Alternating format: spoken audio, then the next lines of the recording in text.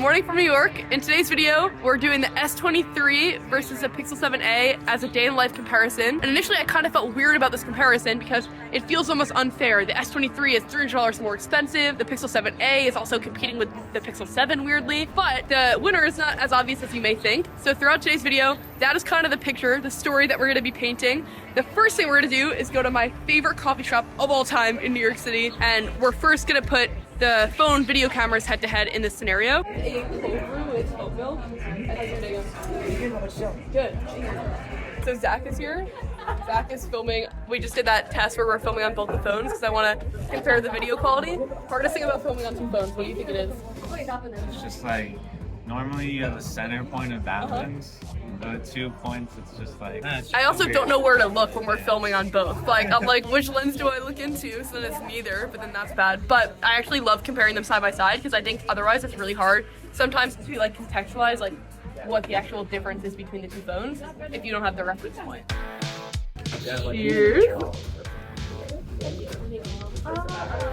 Thank you so much. This camera looks so much better. I'm like actually blown away by how different this looks. It looks so much sharper. It does look very saturated on the screen. They're really adding a lot of saturation to the shot. More like RNG than it actually is in real life. Like the way the coffee looks on the professional camera versus on here. I want to show a camera feature that I don't think we're gonna be able to show well if we're not at a high elevation with a lot of things around us. Literally my sense of direction being so bad that it's right here, and I was like, oh, we're getting close, not even realizing. Okay. Ooh, this is cool. Wait, Zach, this is really cool. Over under, I'm gonna say there are gonna be less than 5 people at this bar right now. What do you think? There's gonna be way more. During the day, it's 2:33 in the morning, like 2:33 in the middle of the day. If there are people here, like we have societal issues, like I think we have a lot of societal issues. So the reason why I wanted to come here is because I think one of the main differences between the Pixel 7a and the S23 is the fact that the Pixel 7a focuses a lot on software in every way. So even in regards to the camera, it's like, how can we best use the software and AI to make the camera better versus like adding a lot of sensors, whereas the S23 is like, how can we add as many sensors as possible and then rely on software not as much to make the camera good. And so the S23 has a telephoto, an ultra-wide, and a regular. The Pixel 7a only has the ultra-wide and the regular. And that means for zoom, the difference is stark. Let me know in the comments if you actually use telephoto. Like, is that an important feature for you, or am I just like overhyping it? But we're gonna start right now with this little comparison. This is 1x on both, 2x on the Pixel 7a, 2x on the S23 now. Now we'll go to 3x, which I think is when the telephoto starts on the S23. So now this is 5x versus 5x. Wow, that's such a big difference. Dude, look how much clearer the S23 looks in comparison. S23 goes to 12x.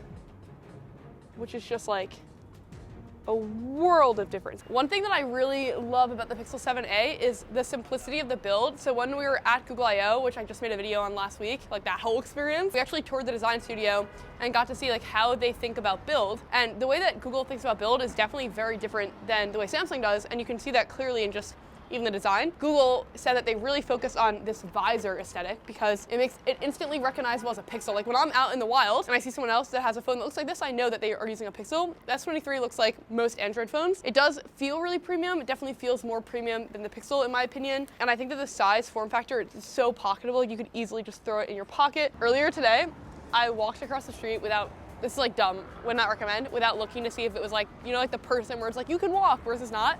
I just did not look today. I was like absorbed in listening to Jack Harlow's new album, and thank God I didn't get hit by a car, but it was close.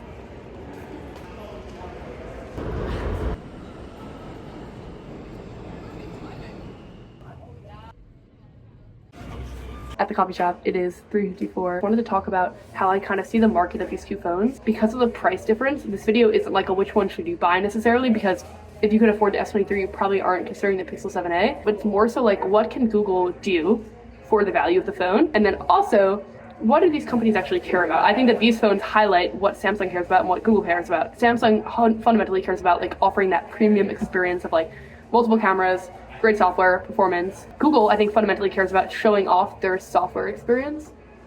Hey, am I in your way? A little bit? I know what I'm looking for right now. You're good.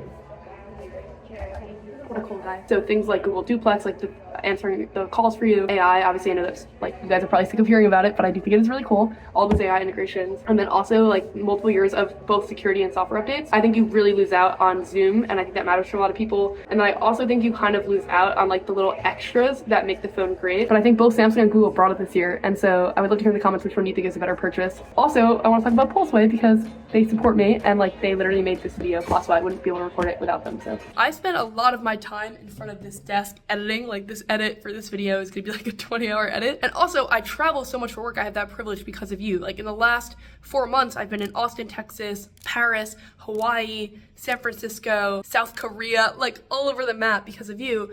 And when I'm traveling and I'm still working, some of the time I forget to kind of offload the files to an external drive, and then I've been screwed. Like I can't get access to information that I need, or something goes wrong here with my server and I have no ability to fix it. And that is where Pulseway comes in. And I think that Pulseway will also probably resonate for you if you have any of those issues or just want remote access to any of your devices. Pulseway is kind of this all-in-one platform that helps you do it. And it's so easy to understand too, because the single dashboard allows you to monitor system health, manage endpoints, and automate tasks all in one place. And when you pair that with its real-time alerts and ransomware detection, it's a very full package with the remote control, which I love. And they're offering a free trial right now, so it's like a no-risk way to get into it. And you can check it out with my code on screen now and linked in the description below. I appreciate them so much for supporting me. I think the software and the idea is amazing, and I hope you like it too. So if you want to check it out, I'll leave it linked in the description below. I will catch you next week for another video. I'm so obsessed with this format and all of your support in our community, and I hope you have an incredible day. I appreciate you times a million.